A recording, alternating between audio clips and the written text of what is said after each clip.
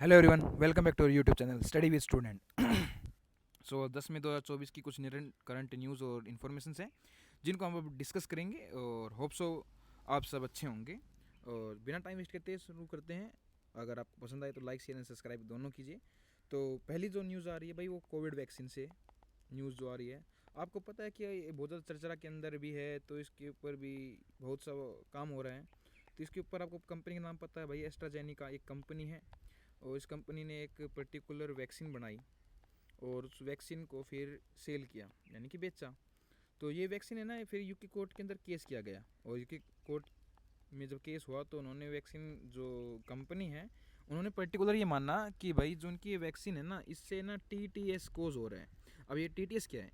TTS कुछ नहीं है, बेसिकली क्लोट जो है आपके ब्लड के अंदर बन जाते हैं। मान लीजिए आपकी कोई ब्लड वेसल है, तो इसके कारण यहाँ क्लोट्स फॉर्मेशन होने लग जाती है और इस क्लोट की वजह से आपको भाई हार्ट प्रॉब्लम हो जाएंगी।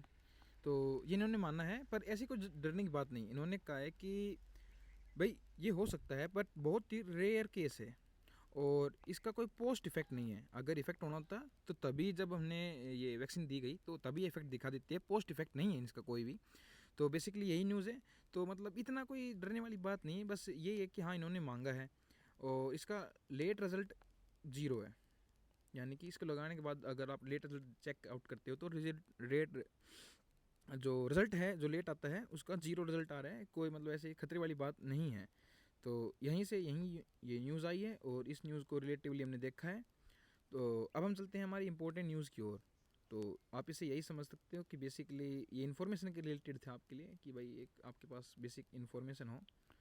अब हमारी जो नेक्स्ट न्यूज़ आ रही है वो आ रही है भाई आपकी मेनली अंटार्कटिका से। भाई अब अंटार्कटिका मतलब इंडिया भी है कुछ उसके अंदर।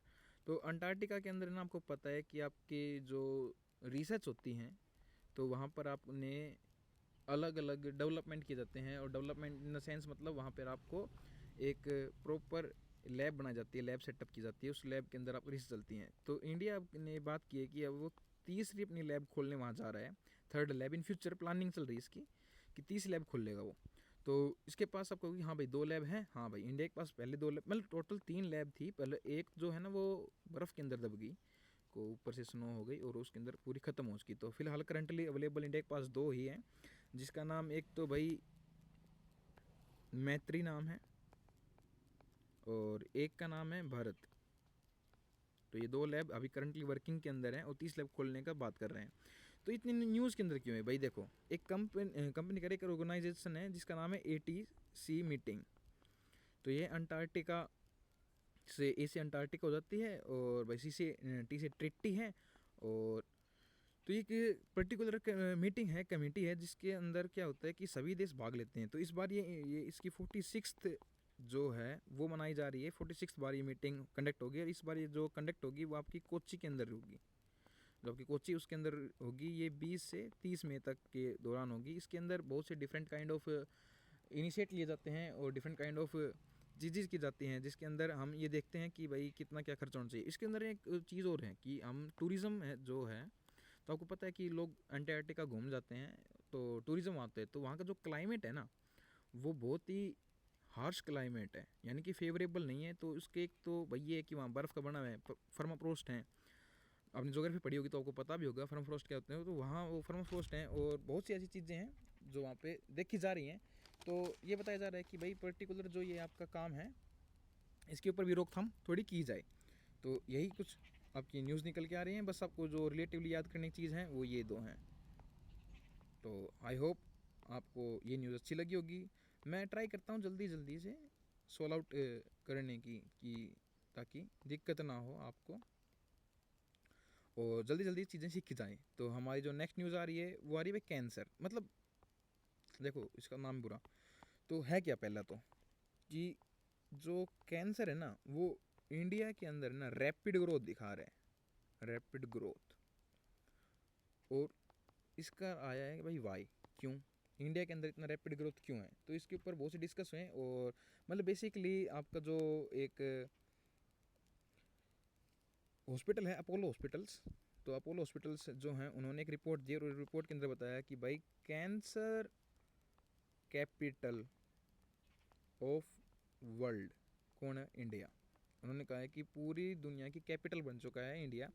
तो इसके अंदर मेल और फीमेल दोनों देखे गई। तो मेल के अंदर बताया गया कि भाई लंग्स कैंसर ज़्यादा होता है, फिर माउथ कैंसर है, एंड आफ्टर दैट भाई प्रोस्टेट कैंसर।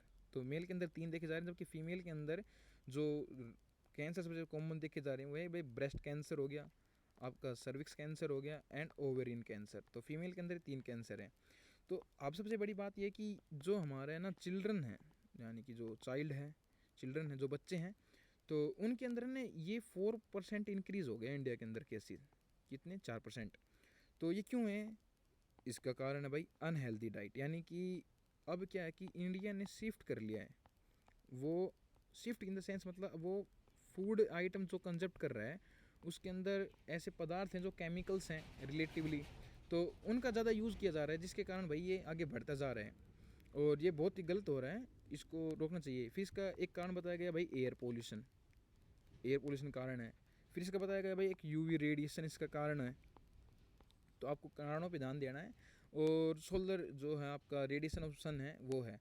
और यंगर के अंदर तो ये अब इंक्रीज़ हो गया, मतलब ये देखता आ रहा है कि भाई जैसे चाइना के अंदर 68, यूएस के अंदर 59, ईयू के अंदर लगभग ये माना जा रहा है कि 55 टू 60 तक माना जाता है कि इन एज ग्रुप में ज़्यादा कैंसर चांस होते हैं लंग्स के। बट इंडिया के अंदर ना ये 48 टू 40 हो चुका है, 40 से 48 साल की उम्र में भी कैंसर देखा जा रहा है। तो ये बहुत ही गलत हो रहा है, जो कि गलत है। तो फिर इसको सुधारने के लिए क्या किया जाए? इसके सुधारने के लिए एक ही काम है कि इम्पोर्टेंट पॉलिसी बनाई जाए। तो आप पूछेगा भाई ये नहीं बनाई होंगी, भाई पॉलिसीज़ बहुत बनी है पर आपकी ग्राउंड लेवल पर इम्प्लीमेंट नहीं हो रही हैं, तो इसका कारण बहुत बड़ा है। और एक चीज़ और देखी गई कि सिर्फ 41% ही पब्लिक हॉस्पिटल हैं जिनके अंदर पर्टिकुलर प्रिडिक्टिव एनालॉजी फैसिलिटी है। यानी कि प्रिडिक्टिव एनालॉजी फैसिलिटी बोलते हैं कि जहाँ पर कैंसर का पता लगा जा सकता है डिफरेंट काइंड ऑफ ये मशीनरी का यूज़ करके या फिर बायोटेक का यूज़ करके हम इनका पता लगाते हैं कि भाई कैंसर पेशेंट है, कितना परसेंट है, कितना क्या है। और ये कुछ इसके अंदर एक चीज़ और है कि भाई लैक ऑफ फंड, क्या आपके पास प्रॉपर फंडिंग नहीं है, तो फंड को बढ़ाया जाए और ये सब कुछ किया जाए। तो इन्हीं को देखते हुए आज ये न्यूज़ यहीं समाप्त करते हैं। इसके अंदर बस जो याद रखने वाली बात है कि भाई ये जो न्यूज़ होती है ना रिलेटिवली आपको आपका एक माइंड सेट चेंज करने के लिए होती हैं कि आपकी जो करंट न्यूज़ है तो आपको पता होना चाहिए कि आपके आसपास घटित क्या हो रहा है, तो उस वजह से ये न्यूज़ होती हैं। अब हमारी जो नेक्स्ट न्यूज़ आ रही है वो आ रही है भाई कि वीनस ग्रह से। तो वीनस ग्रह से क्या न्यूज़ है भाई? आपको पता है कि जो वीनस ग्रह है ना वहाँ पे बताया जा रहा है कि भाई वाटर नहीं है, पानी नहीं है। वो क्यों नहीं है? क्योंकि वहाँ पे जो हाइड्रोजन है आपकी गैस होती है पर्टिकुलर, तो उसकी जो केमिस्ट्री है ना उसकी चेंजमेंट की वजह से आपके वहाँ अवेलेबल नहीं है पानी। और ये बताया जा रहा है कि जो वहाँ का टेम्परेचर होता है ना वो लगभग 441 डिग्री सेल्सियस टेम्परेचर है वहाँ, जो कि बहुत ख़तरनाक है। फिर ये है कि भाई अब हम चलते हैं वीनस के ऊपर, तो वो कैसे है? रॉकी प्लेनेट है, यानी कि वहाँ पर भी आपको डिफरेंट काइंड ऑफ माउंटेन्स मिलेंगे। वो गैसेस प्लेनेट नहीं है, जिसके अंदर आपको देखेगा कि भाई CO2 का जो परसेंटेज इन्वायरमेंट में वो 96% तक है, और जो 3.5% नाइट्रोजन और एक्सेट्रा गैसेस भी हैं। तो एक तो ये देखा गया है कि वीनस और जो अर्थ है ना वो रिलेटिवली सिमिलर है। अर्थ और वीनस नियरली सिमिलर हैं in the sense of mass में सेम है। और रॉकी मैंने बता दिया कि यहाँ भी अपने रॉकी हैं। या फिर आप ये देखिए कि वीनस के अंदर क्या है, तो वीनस के अंदर भी भीतर एक आपको कोर मिलती है जो कि मैग्नेटिक फील्ड जनरेट करने का काम करती है। तो मतलब काफ़ी कुछ सिमिलरिटीज़ हैं अर्थ से।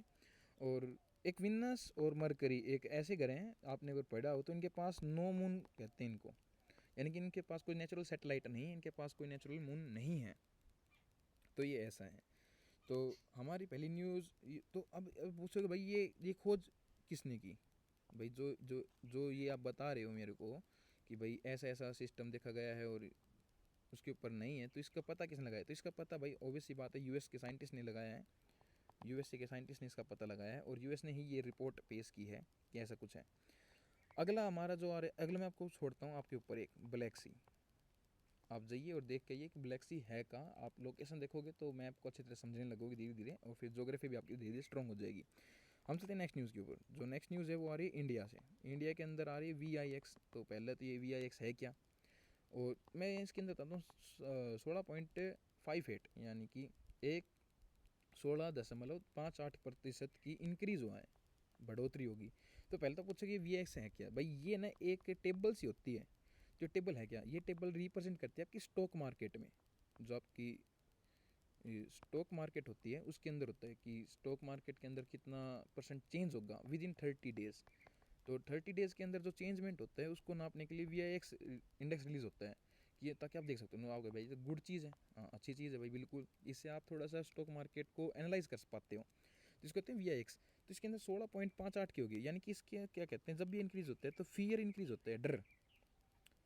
इसको फियर इंडेक्स बोलते हैं कि डर इंक्रीज़ हो जाता है। इसके अंदर चेंज होता है ना, अगर ये बढ़ रहा है तो चेंज जो होगा ना वो प्रिडिक्ट करना थोड़ा सा कठिन हो जाता है, यानी कि मुश्किल हो जाता है। यानी कि अगर जितना ये बढ़ेगा तो इंडिया के मार्केट को आप ट्रैक कम कर पाओगे। तो इससे क्या होगा, इससे भाई इसको रिलीज़ कौन कर रहा है इंडिया के अंदर। इंडिया के अंदर इसको भाई ओबियसली बात है नेशनल स्टॉक एक्सचेंज इसको रिलीज़ करता है हर 30 डेज़ के अंदर। और ये रिप्रेजेंट करती है कि भाई ये हो क्या रहा है इंडिया के अंदर, ये सब कुछ। तो आई होप आपको ये न्यूज़ अच्छी लगी होगी। तो जो इसका मैंने बताया, अब ब्लैक सी के ऊपर आप ज़रूर एक बार जाके देख के ये कि ब्लैक सी है क्या और क्या सिस्टम है।